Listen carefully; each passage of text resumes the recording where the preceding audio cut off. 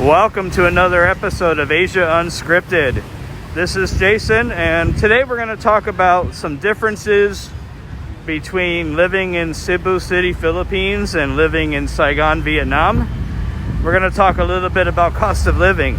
So I've been waiting to do this video. I wanted to be here for at least a month before I start talking about expenses between the two places.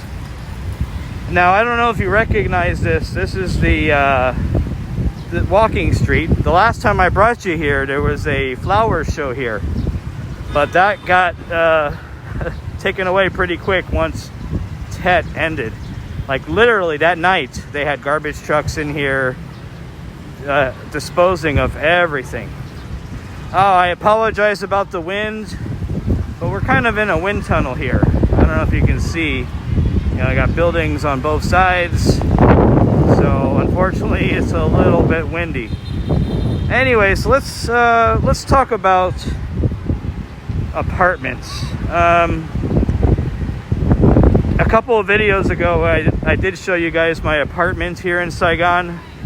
I talked a lot about the cost, so I want to talk about the difference between apartments here and apartments in the Philippines, in Cebu, for that matter. So here, generally, when you get a serviced apartment, your cleaning, your internet, your cable TV, your water, typically is included. Not all the time, but typically is. And I showed you guys my apartment. That was $345 for the month. I got my first electric bill for a full month of being there. My electric bill was 736 dong, or that was about $31 or $31.50 for a full month of electric. And 70% of the time I'm at home and the air conditioner is on. So that's pretty good. That's pretty good. In the Philippines, my electric generally was in the $40 to $50 range, so it was a little bit more expensive. In the Philippines, I had to pay my own water. That wasn't included with the rent. If I wanted cable TV, I would have had to pay for it. It's not included with the rent. Internet, most of the time, it's not included with the rent. So my rent for my little studio was about $370 a month, I believe. But then on top of that, I had to buy internet. That was another, $30 or so. And I had to pay for water. That was just a few bucks. I didn't have cable TV because I don't watch TV, so I didn't subscribe to that. So, I'm saving anywhere from $75 to $100 here just with the apartment and all the inclusions alone. So I'm saving quite a bit being here. Now the apartment, the furnishings are of high quality here. In the Philippines, that's not necessarily the case. Some of the landlords are cheap and they put cheap furnishings in their condos. I've seen quite a few of those, like furniture from the 80s or the 90s. It's just ridiculous. And then they're asking for high prices. So here, it's a better value to get an apartment. Internet on my phone service. So for 120,000 dong a month, or $5.16, I get 4 gigabytes of data per day for a month. That's a lot, right? 4 gigabytes per day. At midnight, it resets. I get another 4 for only $5.16 a month. In the Philippines, it wasn't that much more. I think I was paying like $2 a week, but I got only 2 gigabytes of data per week. So it worked out to about $8 a month. So again, internet's cheap, or the mobile data is cheaper here by quite a bit, and you get a lot more data. So I'm saving there also. Food. A lot of the street food in the Philippines you wouldn't touch. It's not very hygienic. The food is not very healthy, a lot of it. The street food. I'm not talking about the home cooked food that people cook. But here, you can eat a lot of the street food. They're a lot more hygienic.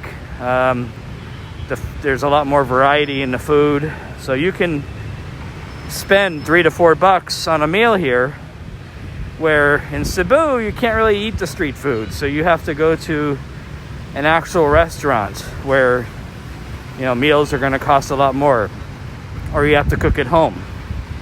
Here, it's just cheaper to eat out. You don't need to really cook at home. So I do most of my eating outside. So yeah. Your Western food here and in Cebu is going to be more expensive. So if you want to save money, you got to stick with the Vietnamese food. Like last night, I had some rice noodles with some barbecue pork. It was about $2.50. I brought it home, and that was my dinner. Cebu, you're going to be spending quite a bit more because you have to avoid the street food for the most part. You can't do much with it. You're eating at the mall, or you're ordering from Grab Food, and that's just more expensive. What else? I can't talk about bars because I don't go to bars. I don't drink alcohol. So I save money in both places doing that. Cebu and Saigon, they're good for different purposes. Cebu is near the sea. It's really easy to get on a ferry and get to another island. Well, not in the last year, but things have opened up there in the last week or so. So now you need less requirements to get around. So that's good news for people in the Philippines. But as a foreigner, you still can't get into the country. Same here. Tourism is still cut off for now. Here, it takes a little bit more effort to get out to the beach, to get out to the sea. You can do it, but it's going to take a little bit more time. Transportation. So up until our little situation hit, the one that's been our focus for the last year, in Cebu, you're able to take motorcycle taxis around. But as soon as our little situation hit, that came to an end. So then I was restricted to taking taxis or taking Grab car to get around, and that's a little bit more expensive. Here, even during our situation, the Grab bikes have been going, Gojek has been going. To get down here from my house, it costs less than $1. Less than $1. So in Cebu, just to go from my apartment to Ayala Mall, which is 2 kilometers maybe, it would cost up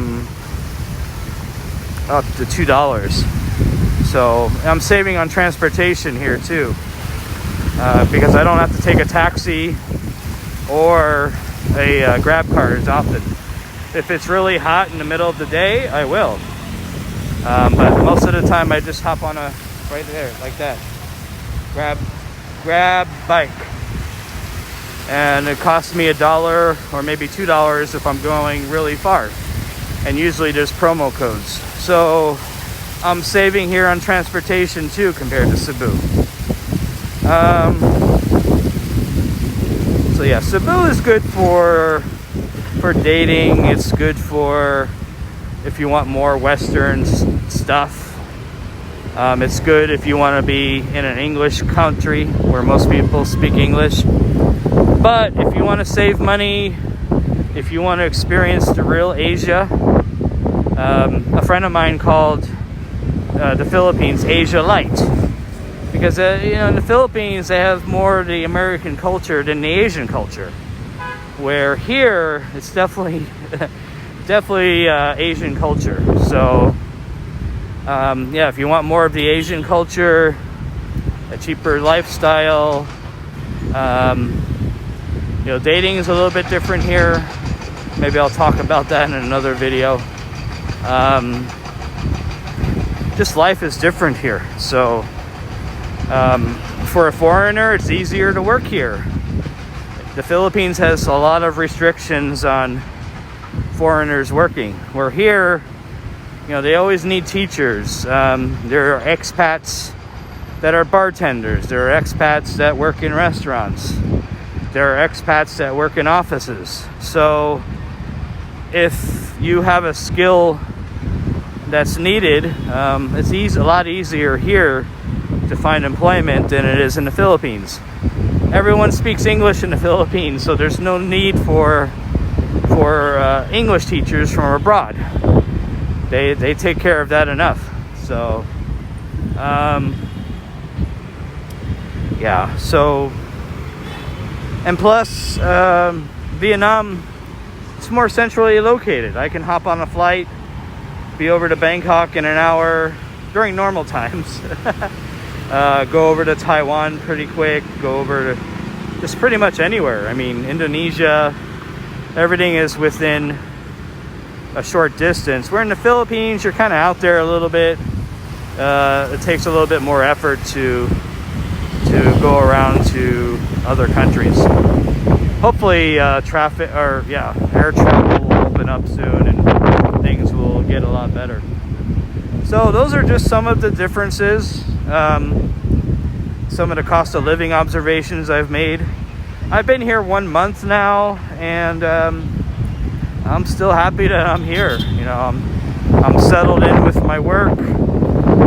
It's not the easiest work in the world, but I can deal with worse situations.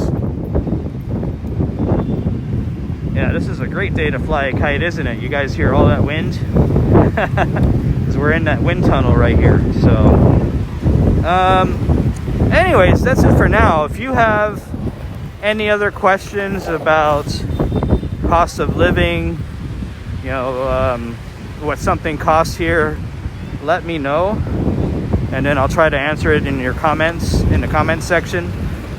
If you want me to compare Saigon with another place I've been to, another place I lived in, Bangkok, let me know. If you want me to compare Saigon to Da Nang when I lived there, I can certainly do that for you guys. So please give me more suggestions, useful suggestions. Don't tell me there's too much wind in my videos. I know that already. I pretty much block the negative comments. Anyways, for Asia Unscripted, this is Jason, and I will have another video for you guys soon. Take care, be safe, and I'll see you guys next time.